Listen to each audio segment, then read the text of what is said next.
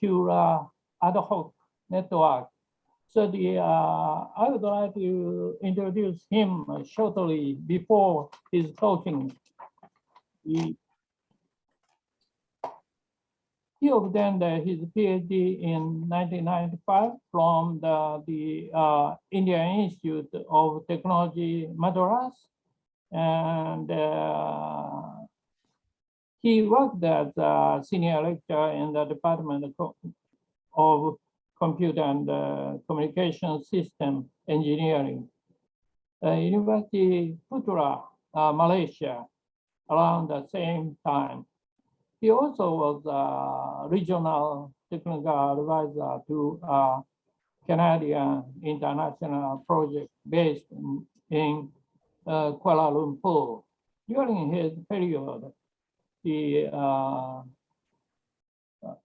started developing a passion for applying mathematics in solving various real-life industrial problems.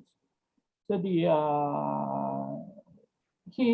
achieved many results. So we may move to his talk. Thank you very much, Professor Prakash, to join today. Please start your talk. Thank you. Thank you very much. Very good morning to everyone. Before I just start my presentation, I would like to thank Professor Watada and the organizing committee of this conference for giving me the opportunity to present some of my ideas. So the topic which I choose, which is the broadcast from in a vehicular network, this is one of the hottest problem. I would just say $1 million question. So how are we going to solve in today's world? So Professor Islam was talking about AI, but this one is similar to that, but in the sense like how the vehicles behave on the road, then again, how to avoid accidents, how to avoid congestion, how to improve the human quality, especially with respect to transportation. That's typically the part of my talk. So the half of the talk, I'm going to introduce a bit about vehicular network, then its characteristic, then I'm going to talk about how to mathematically model it. So the mathematical modeling, it's a very simple model. It's not a very complex model. It's a very simple model. Everyone can easily understand. There is no complexity. But however, here the important thing is that how to interconnect a mathematical model and a physical dynamical system, then evaluate the performance of the system. So before we know about it, everybody knows about the classical network. Now, currently we are in internet, like we are now doing this conference over the internet. So internet is again an example of a classical network where you got switching fabrics, switches, routers, it got wireless access point. For example, I'm connected by a wireless access point from my home network. Then through the home network, I'm going through the router to an ISP to everywhere in the internet connection. Then it'll have wireless controllers. You have cables, like cables may be several different cables. You got a coaxial cable, you got a fiber optic cables, and so on. Then cable interconnects. You may have security like firewalls, intrusion detection and prevention system, and so on. So this is the structure of the existing network. I call it as a classical network. Is it good or it is bad?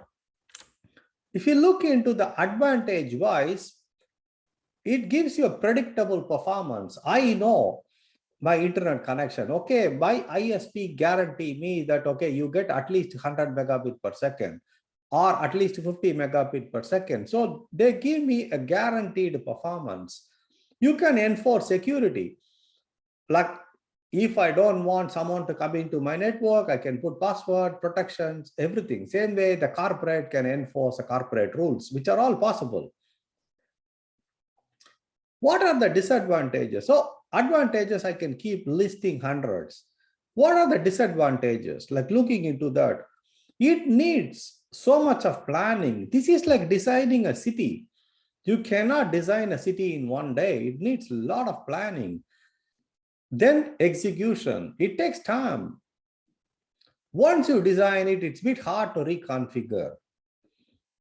So maybe like, a typical example is some of the congested cities in like India, like especially Delhi, Chennai, and so on. Once the streets are formed, you can't actually broaden it because both sides you got houses, you can't do any reconfiguration. The same way, once the network is being designed, you can't reconfigure it. You have to live with what you design. That's it. So it becomes a permanent headache. Another biggest disadvantage is that you cannot create the network on fly. That means that I want it now within next 5 minutes. Is it possible? It is not possible. Same way, now I finish my job. Can I disintegrate it in 2 minutes? It is not possible. Both are not possible. Designing also it takes time. Disintegration also takes time, which are the disadvantages. Now I'm going to tell you why these are all the major disadvantage I consider. Now you look at it, things like, I give an example. Sadly, I had to bring this one, 9/11. Everybody are aware of 9/11 incident. During 9/11, several thousand people were trapped in the Twin Tower. They cannot come out. There are no phone network. Phone network is dead. Wireless networks are dead. How are they going to communicate to the outside world? At least they cannot even say goodbye to their family. Everything is dead. There is a total chaos. So how do we actually, what happened to the network? It's all gone. So it is not possible to communicate to the rest of the world. That's a bit of a problem. So people started thinking, is there any way that I can actually do a network on fly? I want it immediately. This is okay. Think about a disaster condition. Maybe an earthquake hits. All your mobile tower gone, your internet gone. How do you need to create a network so that you can communicate? People can communicate and then move things around. So you have to think radically in a different way, not in a traditional fashion. So then they started with a concept called ad hoc network. It is not a fixed network, it's called ad hoc. We call it mobile because people can move. This means this particular network paradigm is constructed on fly. There is no design. There is no design. We just form whenever we need it, we disintegrate whenever we don't want it. So this is formed by mobile devices. We don't talk about computers which are huge and need power and so on. We try to form things with our mobile devices. So what we do, people gather together. When you are close to me, I can talk to you directly as a point to point. This means I can talk to you straight away. If you are within my range, I can talk to you. If you are not within my range, what can I do? I can ask someone who is in between you and me to say, can you please help me to relay my packet? I want to talk to someone. Can you please help me to relay? So it works like a relay network. So if someone or a destination is not close to me, the intermediate nodes, they form like a relay, then start relaying. Again, if you look into the paradigm is not new. This is being used much before, I would just say, like a Caesar period. So people actually, when during the very old time, maybe about 500 years ago or 1,000 years ago, when people wanted to send communication, they start sending it to one person. He walks 10 kilometers, then pass it on to someone. Someone then walks another 10 kilometers, pass it on to someone else, and so on. So like that, These one intermediate nodes start relaying your packet until it reaches the destination.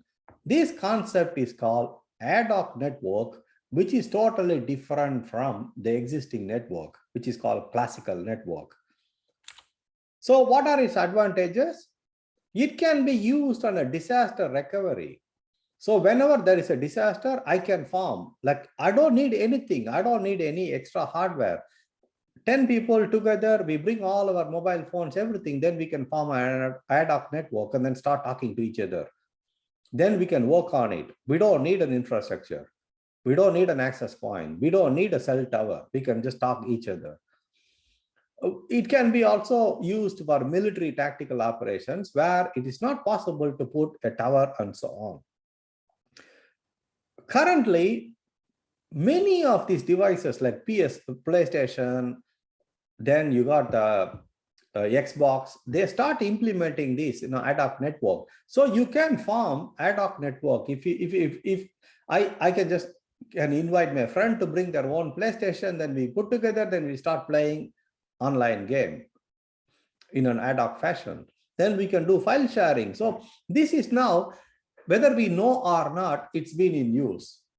However, many of us are not even aware of the use of this ad hoc network.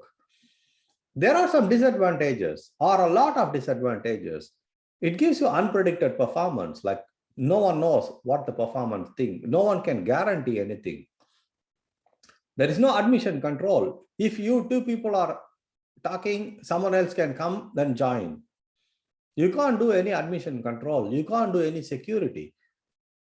Then the same way, like you ask someone to relay your packet, what if he hears you? Yes, that's possible. Overhearing is always possible. It does not even guarantee an end-to-end transmission. What if like you are 2 kilometers away?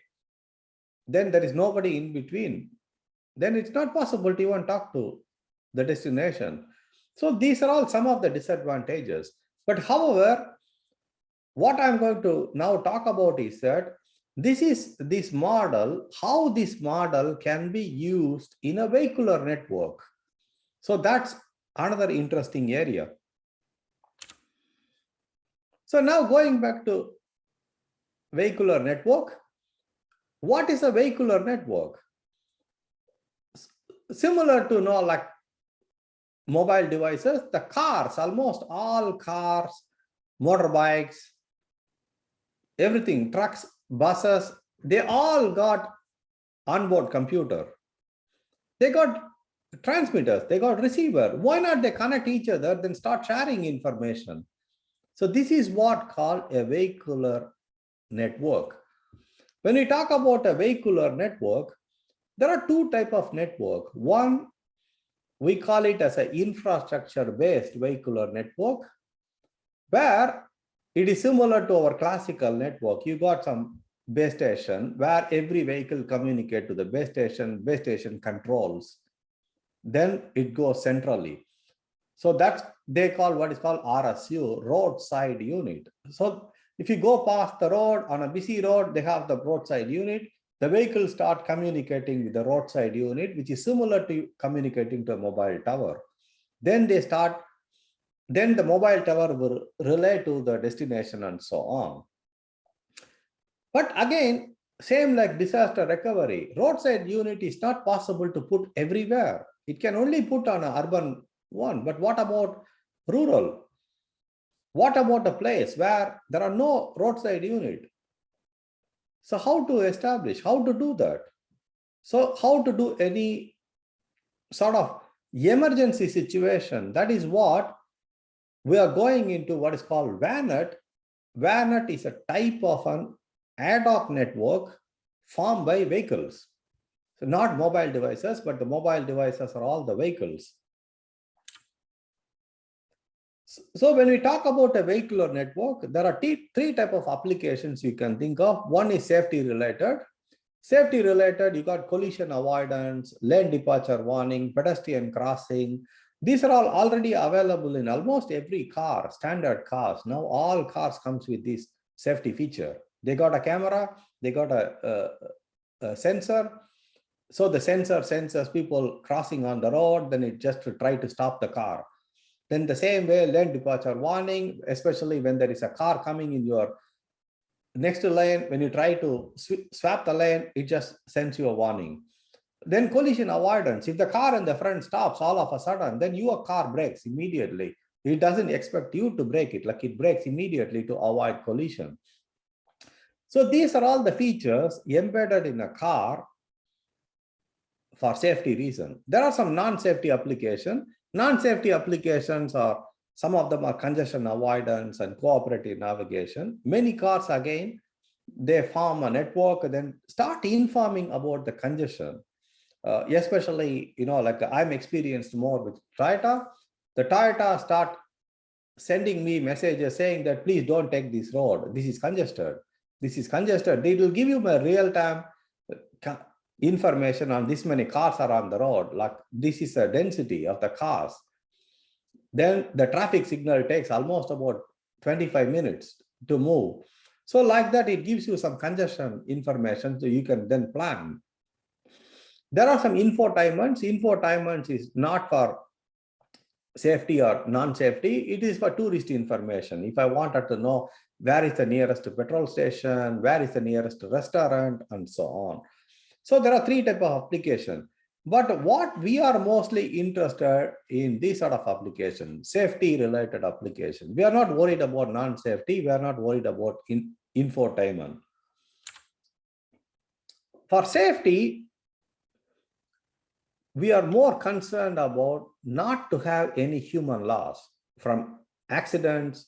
Especially accident may result through so many different reasons, slippery roads, then like maybe someone slow down or lane change. There are so many sort of driver actions that can result in an accident. How to minimize that? So what vehicles on the road do, whenever I do something voluntarily, for example, I brake my car hardly. I brake my car hardly. I'm braking hard because I can see something on the road, some condition on the road. So immediately my car will broadcast my braking things. Okay, I'm at this position, I'm just braking, then this condition, because of this condition, I'm braking. Then when the car at back of me, when it hears that I'm braking, the car starts automatically braking so that it avoids me bumping into my car. So then the people behind them, then they start broadcasting, then it just starts going like a ripple effect, then start stopping all the cars or slowing down all the cars. The same way, I entered into an area where it's actually there is an oil leak on the road. My car started slipping. I'm slowing down. The moment I know this is a road condition, my car starts broadcasting to everyone. This is what on the road, there is an oil leak. Because of the oil leak, I had to slow down and so on. Then this information goes from one car to every car behind me in a broadcast fashion. And again, the network is not formed infrastructure based, it's just formed on fly. So I just start broadcasting, that people receive it. If you are within my 300-meter range, you receive it, and so on. So this got several advantages. The broadcast communication got several advantages. It is received by everyone. There is no need to address to some particular person. In network terminology, there is something called RTS, CTS. So before you send it to someone in wireless, you have to tell them that, okay, I'm going to send it to you. Then the receiver will just say, okay, you send it to me. Then I will send the packet, then they acknowledge. It becomes four-way handshake. So I just send an RTS, then send a CTS, then I'll just send a packet, then acknowledgement. So what happens is that this actually can happen only in a unicast, but in a broadcast, it's not possible because I'm sending it to everyone. So I don't need to worry about RTS, CTS, and so on. There is another thing which I'm going to talk about a little later. It's called congestion window. The congestion window will stay minimum all the time. It doesn't go larger and larger and larger. There is no exponential backoff algorithm, which I also talk about a bit later. There are some disadvantages on a broadcast communication. there is no feedback whether you receive this packet successfully or not. Again, the congestion window kept at constant.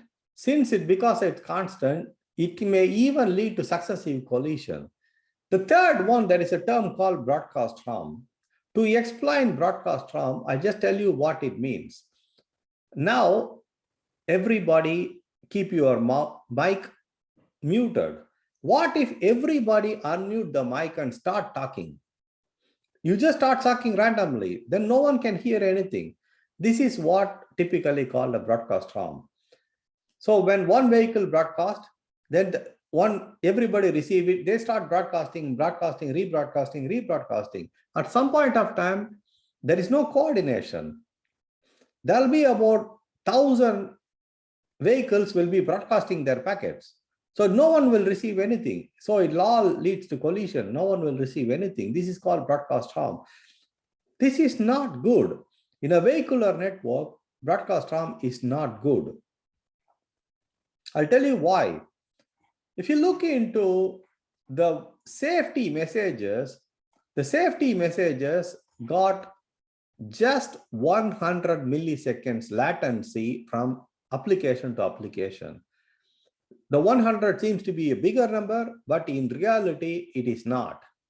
It's a very small number. So you have to respond, your application has to respond within 100 milliseconds. The reason being that there is always a latency between electronics and mechanical. If you look into brake, it's again, the brake need to be, even it's an electronically controlled brake, it has to be transformed into a mechanical action.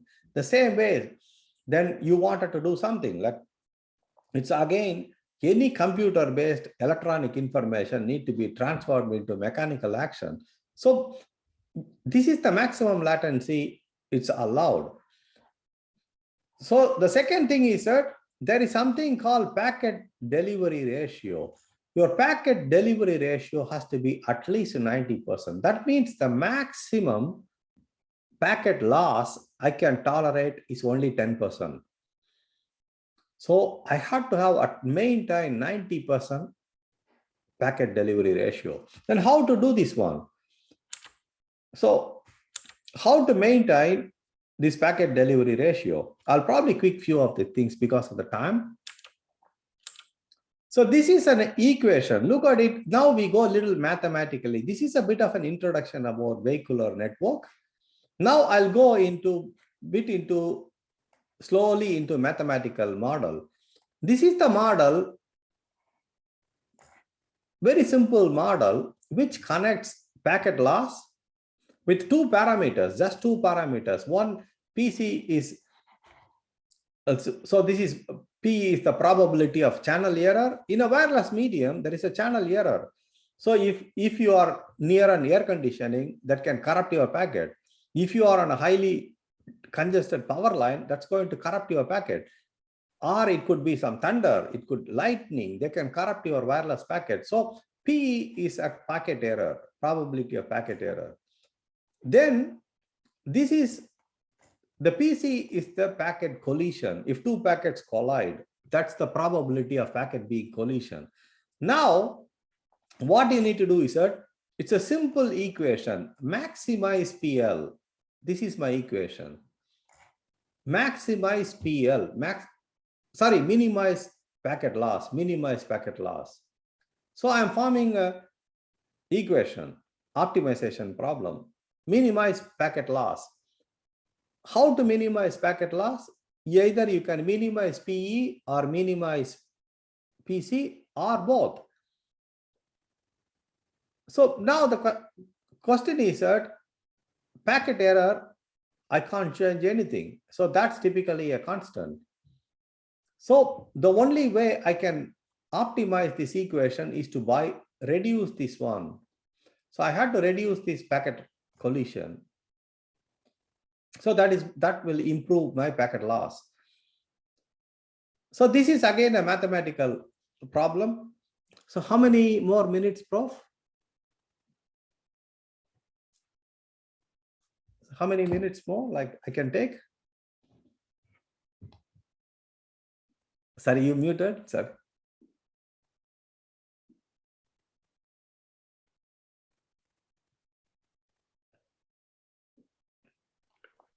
Professor Watada, we cannot hear you. Please Unmute your mic. check Prof. your mic. Thank you very much for your nice talk. Then we have the question from audience. Would you give a question or the comments? Some the aspects might be realized. So he talked furthermore from present state, but many it might be the near.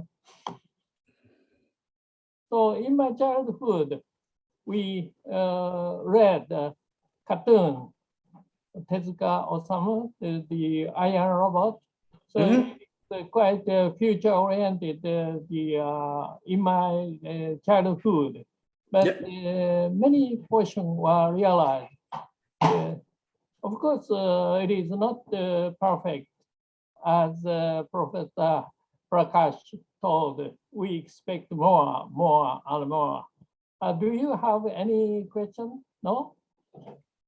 So I ask you, as I told, some aspect was quite realized, but not perfect. You expect furthermore. So what kind of future state? So yeah, so one of the things is that actually, we need to go for what is okay. So there are so many things because of this one, I couldn't do it. Actually, there is a stochastic model which we are doing. So what we need, this one is a exact model. This is an exact model. So this exact model, it's computationally hard. So we cannot, like vehicle will take about 2 hours to compute this exact model. So we go for actually stochastic model. So then if you look at these results, I can show you. And another question. So if you look at this one, this is the stochastic model. Saudi Islam. I think I would like to work on mathematics, but still mathematics is behind from the reality. How do you think mathematics power? Of course, we expect the huge power of mathematics, but cannot catch up the present state of meta-heuristic.